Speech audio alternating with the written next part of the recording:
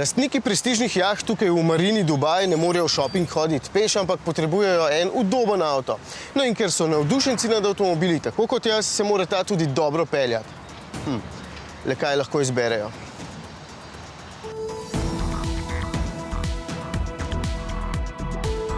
Gotovo ste mislili, da bo zdaj na vrsti ena huda limuzina, ampak ne. Tule je Jaguar F-Pace, v bistvu najbolj vroča plehnata mačka ta hip.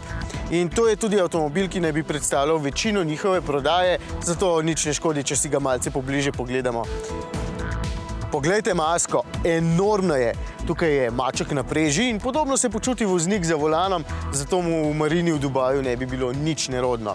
Sedi se dokaj visoko in pred vami je tak ogromen pokrov motorja, ki daje občutek premoči na cesti. Pa ni tako hudo. No, z metrom v roki je. Tole je velika, predvsem pa zelo široka zadeva, saj ga je v širino za več kot 2 metra. Tudi v dolžino meri 4,73 metra, torej je bliže Macanu kot pa Cayenu, če pomislim na najbližjo konkurenco. Neopazno, skratka, že ne bo šel mimo vas in pri temu pomaga še krasna oblika Iana Calluma, ki je bil kriv že za veliko lepih Aston Martinov iz 90-ih let. Zdaj pa se še malo ugriznem v jezik. F-Pace je eden najbolje voznih SUV-jev kadarkoli. Ja, dejansko se kljub višini dobro pelje, občutek na volanu je krasen. Vidim, da avtomobili, ki jih do pred kratkim še povohati nisem hotel, zelo napredujejo. Jaguar je to rešil tudi z materiali, saj je večinoma uporabljen aluminij in tale gmota tehta še kar sprejemljivih 1775 kg. Plus vrhunsko vzmetenje zadaj, enako kot pri limuzinah XE in XF, in 4-kolesni pogon, ki navor večino časa pošilja tjale zadaj. To vse pomaga, da boste v vožnji večino časa uživali, čeprav ni udoben, to je jasno. 20-palčne gume in višina vseeno pomenita kompromis in na slabih cestah vas bo včasno kar fino pretresalo.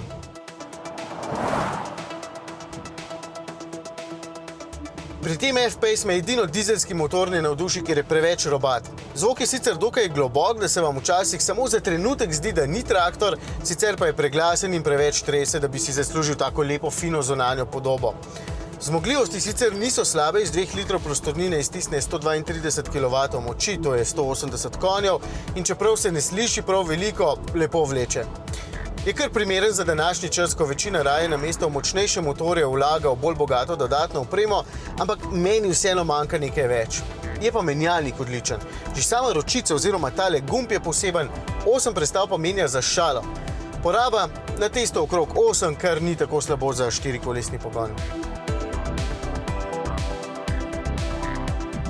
Še malo bom tečen. Notranjost deluje premalo prestižno.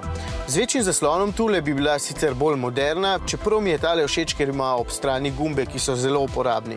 Samo malce manj plastično bi moralo vse skupaj izgledati, ker je sicer izdelava dobra, odlagalnih mest je tudi veliko, počutje nasploh je dobro. Priporočam še doplačilo za boljše sedeže, ker imajo tile vseeno premalo ledvene opore, sicer pa je prostora ogromno. Tudi ta veliki boste v tem avtu dobro sedeli.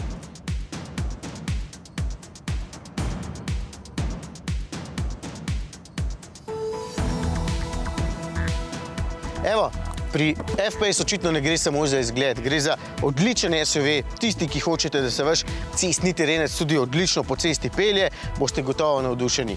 V bistvu je tudi cena konkurenčna, 55 za ta motor in ta pogon, oziroma 67 z nekaj dodatne opreme, če boste želeli točno takšnega.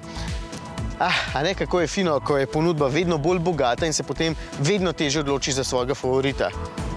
Mislim, če so ti všeč SUV, sem se skoraj zarekel.